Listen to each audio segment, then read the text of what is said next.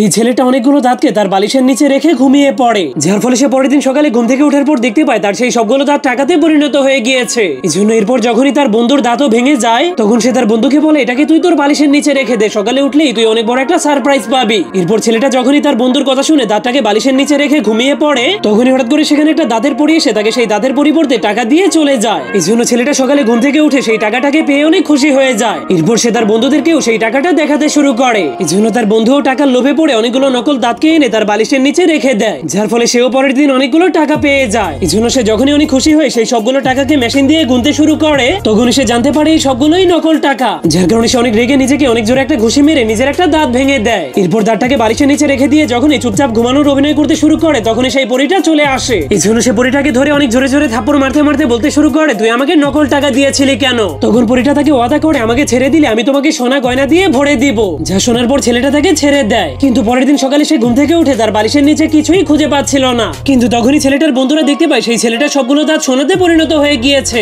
এই জন্য তখন তারা সবাই অনেক লোভে পড়ে করাত এবং হাতুড় দিয়ে তার দাঁতগুলোকে উঠিয়ে ফেলার চেষ্টা করে।